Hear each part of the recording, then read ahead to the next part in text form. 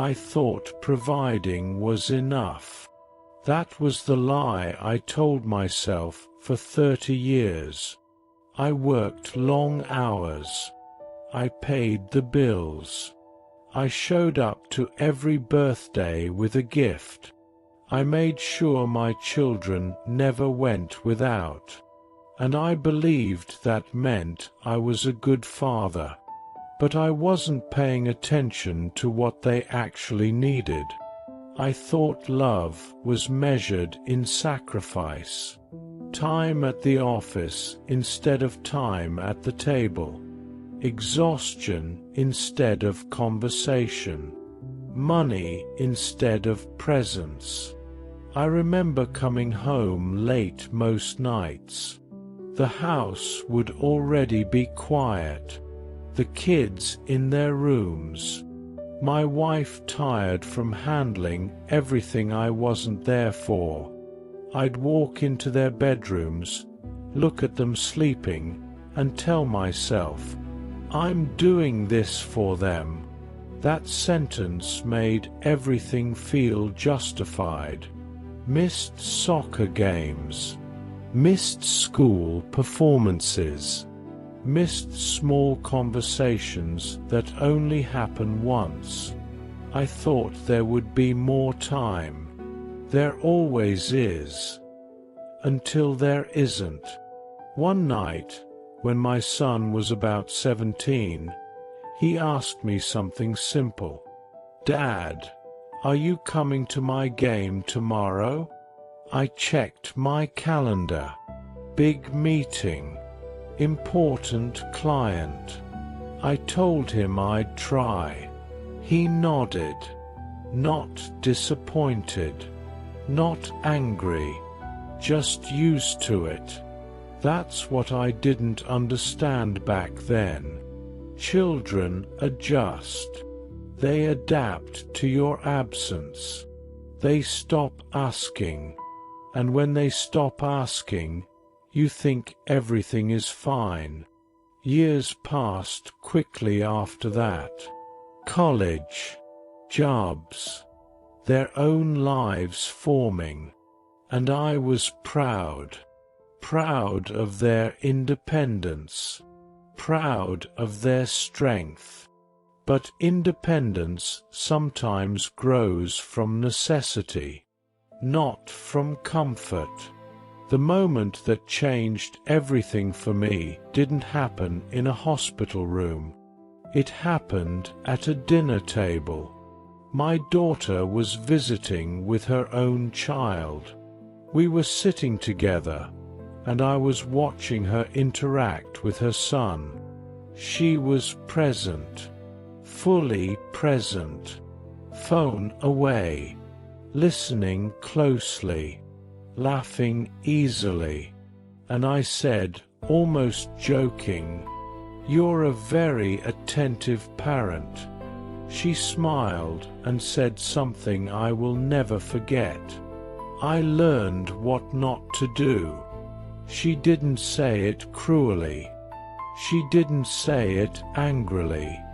She said it calmly, like a fact. And I felt something collapse inside me, not because she hated me, but because she had learned to parent by correcting my absence.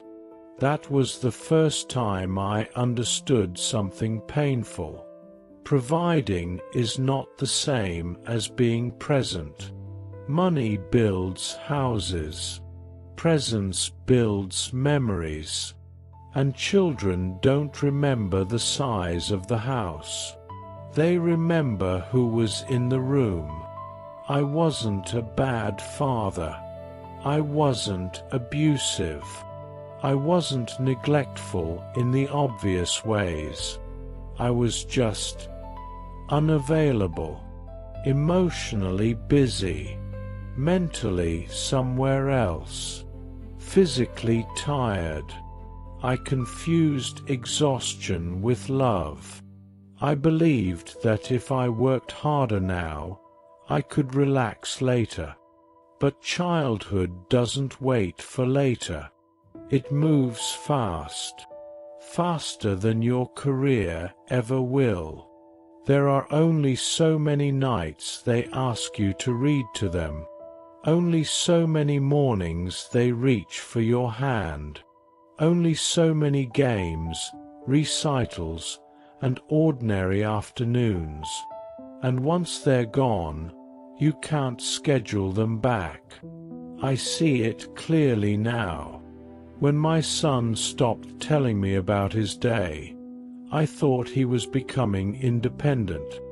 He was becoming private. When my daughter stopped asking for help, I thought she was confident.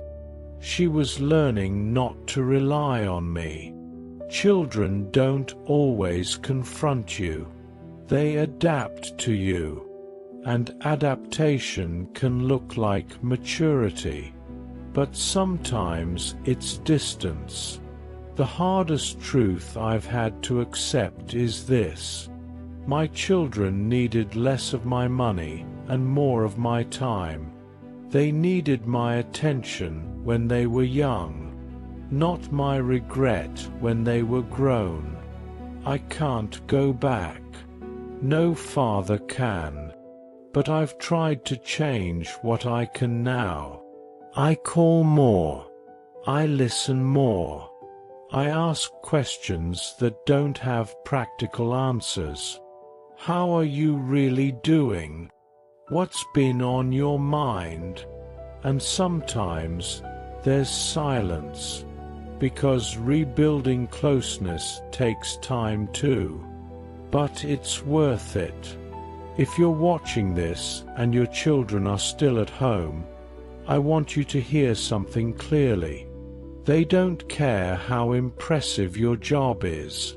They care whether you're there. They care whether you notice them, whether you put the phone down, whether you look at them when they speak. You think they'll understand one day why you worked so much. Maybe they will. But understanding doesn't replace memory. And memories are built in ordinary moments. Not big achievements. Not promotions. Not business trips. Just presence. Sitting on the floor. Watching a game. Listening to a story that doesn't seem important. Because to them, it is. I used to believe that love was about securing their future. Now I know it's also about inhabiting their present. You don't need to quit your job. You don't need to become someone else. You just need to adjust what you prioritize. Work will always ask for more. Children won't. They'll simply grow up. And one day, they won't need you in the same way. Before that day comes, choose wisely. Answer the question. Go to the game. Stay a little longer at the table. Because success at work feels good for a moment. But success as a parent echoes for a lifetime. If I could speak to my younger self, I wouldn't tell him to work less.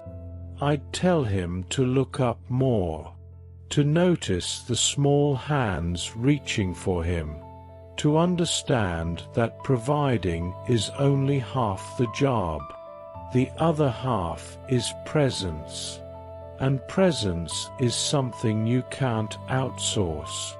Before the last day comes, make sure your children remember you for being there, not just for paying for everything.